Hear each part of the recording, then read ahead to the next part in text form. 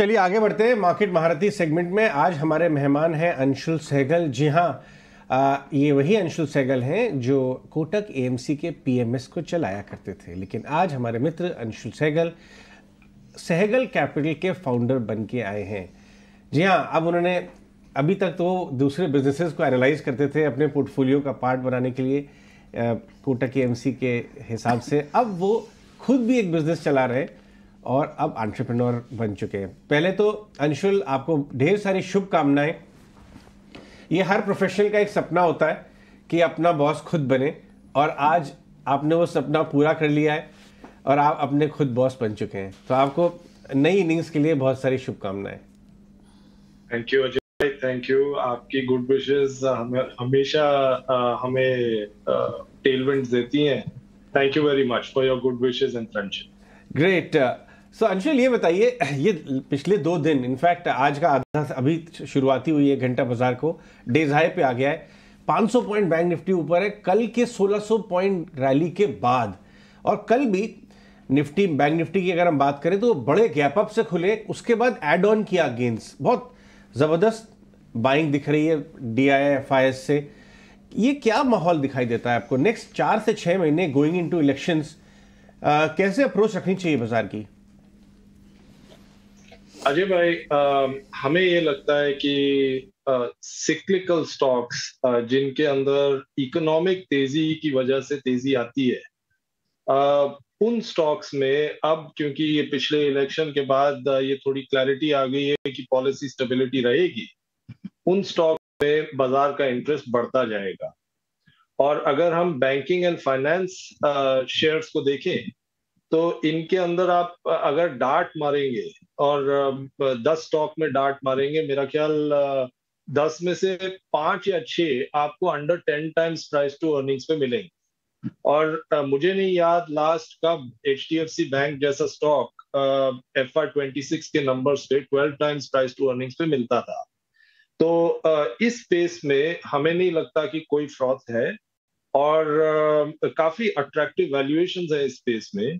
और credit growth जो कि अभी उसके सिर्फ 2 साल हुए जब से वो ग्रोथ उसमें आने लगी है, अभी उसमें बहुत लंबा रनवे है कि क्रेडिट ग्रोथ सिस्टम की बढ़ती जाएगी।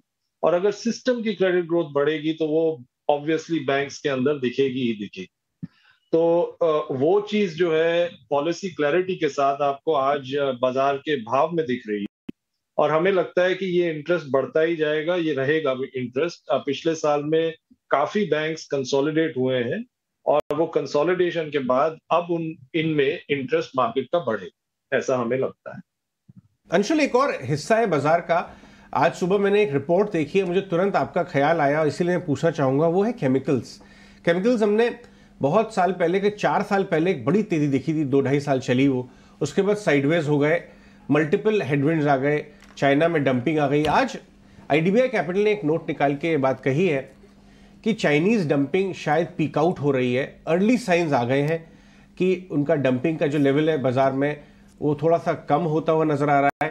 अगर ये वाकई हुआ आगे चल के, SRF ने भी थोड़ा कुछ ऐसा ही कहा, तो यहां से आपको लगता है केमिकल स्टॉक्स पर लेना बनता है? बाजार चला हुआ है, केमिकल स्टॉक घटे हैं, लो वैल्यूएशन में मिल रहे हैं, बॉटम ऑफ द साइकिल पे लेना चाहिए?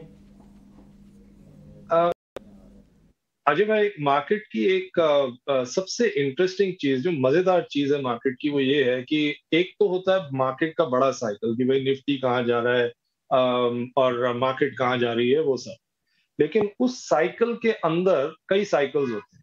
जैसे आपको याद होगा 2021 में IT स्टॉक्स बहुत तेजी में थे, और IT वैल्यूएशंस मेरे को याद है कि उस टाइम कोई भी आप मिड कैप स्टॉक लेते तो 30 times plus price to earnings पे ट्रेड करती थी। और उसके बाद IT का डाउन साइकिल आया। ऐसे ही केमिकल्स के अंदर हमने देखा कि 4 या 5 साल की तेजी के बाद 2022 से अभी तक हमने एक डाउन साइकिल केमिकल स्टॉक्स में देखा है। बाय एंड लार्ज ये स्टार्ट तब हुआ था जब यूक्रेन वॉर स्टार्ट हुई थी, और उस टाइम पे केमिकल प्राइसेस, जो रॉ मटेरियल प्राइसेस थे, वो काफी बढ़ गए थे। इस वजह से केमिकल कंपनीज के मार्जिन्स कॉन्ट्रैक्ट थे, और पिछले साल में मतलब ये 2023 में हमने देखा है कि जनरली इन्वेंट्री डी इन्वेंटराइजेशन हुई है सिस्टम में, जिस वजह से वॉल्यूम्स पे भी इंपैक्ट आया। तो ये 2 साल का कंसोलिडेशन केमिकल स्टॉक्स का हमने देख लिया है। हमें ये लगता है कि इस कंसोलिडेशन के बाद जो लॉन्ग टर्म साइकिल है चाइना प्लस वन का और इंडिया जिसका लॉन्ग टर्म बेनिफिशियरी है, वो साइकिल प्ले आउट होगा और केमिकल्स के अंदर इंटरेस्ट आना चाहिए। वो interest of course stock by stock आएगा, पर्टिकुलर अपॉर्चुनिटीज में आएगा, ना कि ब्रॉड बेस्ड केमिकल स्पेस में। लेकिन बाय एंड लार्ज जो कंसोलिडेशन है वो पीछे है और यहाँ से केमिकल्स हमें भी इंटरेस्टिंग लग रहे हैं, इसमें कोई डाउट नहीं। All right, chemical space interesting लग रहा है. Morning, Anshul, and of course best wishes for your venture. Anshul, of course small cap और mid cap space काफी चले हैं as compared to large cap, लेकिन क्योंकि रूरल इकोनॉमी के कारण जो स्पेस हिट हुए थे, क्या आपको कहीं पर वैल्यू दिखती है? रूरल इकोनॉमी सबसे ज्यादा मार झेली भी है, बट अब क्या वहां पर एक रिकवरी का ट्रेंड दिख रहा है? क्योंकि जिस तरह से बड़ी एफएमसीजी कंपनी से और मोरओवर आप जो टू व्हीलर डेटा भी देख रहे हैं, टू व्हीलर स्पेस में जिस तरह की ग्रोथ भी दिख रहे हैं, प्राइस मूवमेंट दिख रही है, अगर इस कंसिडरेशन को रखना हो तो कौन से पॉकेट्स हैं जो आपको यहाँ पर अट्रैक्टिव लगते हैं? Priyanka, thank you for your good wishes. हमें ये लगता है कि जैसा मैं पहले कह रहा था कि एक बड़े साइकिल के अंदर कई छोटे साइकिल प्ले आउट होते हैं। रूरल इकोनॉमी वीक रही है, उस वजह से हमने जहां स्मॉल एंड मिड कैप्स में बहुत तेजी देखी है, लेकिन small and mid cap discretionary stocks में काफी मंदी रही है पिछले 1 साल में। और केवल 1 साल में नहीं, मैं कहूंगा पिछले 2 या 3 साल में काफी मंदी रही। और मैं आपको कई नाम गिनवा सकता हूं जो कि अपने ऑल टाइम पीक से 50% नीचे है पिछले 2-3 साल। अब अगर हमारा ये मानना है कि रूरल इकोनॉमी रिवाइव ही नहीं होगी तो फिर इस स्पेस में हमें एंटर नहीं करना चाहिए।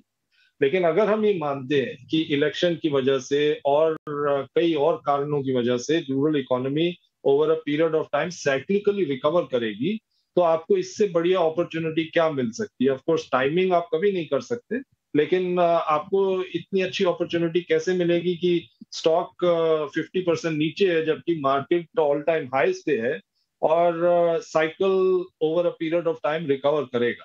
तो आपका जो कहना है उससे मैं पूरी तरह अग्रीमेंट में हूं कि रूरल इकोनॉमी से लिंक डिस्क्रिशनरी स्टॉक्स को इस समय देखना चाहिए डेफिनेटली। और सिर्फ वो नहीं, हम ये भी कहेंगे कि जो ग्लोबली हमने डीस्टॉकिंग देखी है एग्री रिलेटेड स्टॉक्स में, कुछ उसका असर इंडिया पे भी पड़ा है और इस वजह से एग्री रिलेटेड स्टॉक्स भी इंडिया में कहीं नहीं गए। वो भी small and mid cap space में इस समय काफी अट्रैक्टिव है और आगे चल के हमें उसमें भी अपॉर्चुनिटी दिखती है। मेरा एक ही चीज का कहना है कि स्मॉल एंड मिड कैप्स को भी एक मोनोलिथ की तरह ना देखें, उसके भी सेगमेंट्स को समझें। कई सेगमेंट्स में बहुत अपॉर्चुनिटी है। फाइनेंशियल्स में जैसे मैंने कहा, आप small and mid cap financials देख लीजिए, कई स्टॉक आपको मिलेंगे जो 5 से 10 टाइम प्राइस टू अर्निंग्स पे ट्रेड करते हैं। ये जबकि मार्केट इतनी तेजी में है और Nifty 18-19 times price to earnings पे ट्रेड करता है। तो अपॉर्चुनिटी बहुत है, मोनोलिथ की तरह ना देखें, सेगमेंट वाइज स्टॉक स्पेसिफिक अगर अप्रोच करेंगे इस स्पेस में बहुत अपॉर्चुनिटी। अंशुल, पहले तो बहुत शुक्रिया, आज आप समय दे रहे हैं। अब इस चुनावों के बाद ना एक बात फिर से काफ़ी तेज़ी से उठने लगी है कि सरकारी कंपनीज की री रेटिंग होगी। जो पहले हुआ वो तो डिफेंस और रेलवे के साथ हुआ। अब एक सरकार का बड़ा सिरदर्द है, वह है एनर्जी पैक।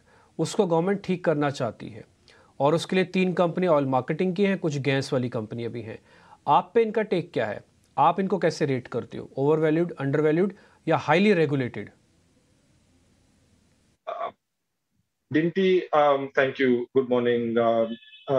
हमें ये लगता है कि ऑयल एक तो पीएसयू स्टॉक्स, उसके अंदर डेफिनेटली अभी भी अपॉर्चुनिटी है। पीएसयू बैंक्स देख लीजिए, वहां पे अपॉर्चुनिटी है। इवन जो सिक्लिकल पीएसयू नेम्स है उनके अंदर अपॉर्चुनिटी है।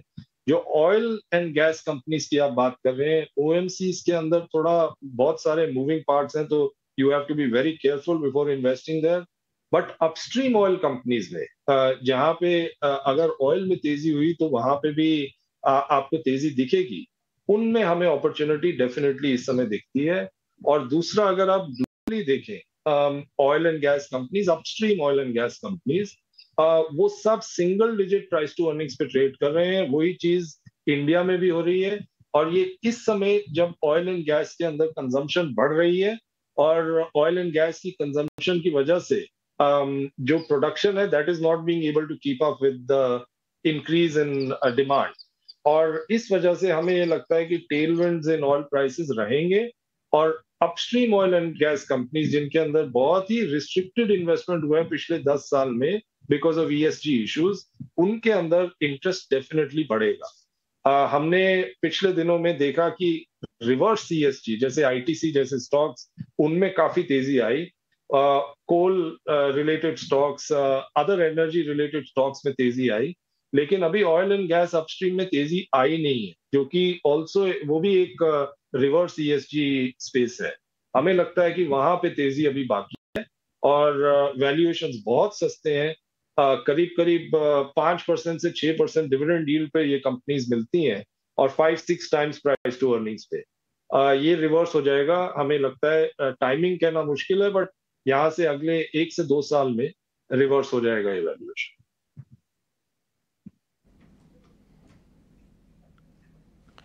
राइट। मिड टियर इंजीनियरिंग और कैपिटल गुड्स, इनमें एक अच्छा मूव देखा हमने पिछले 1.5-2 साल से, लेकिन 2-4 महीने से थोड़ा साइडवेज हो गए।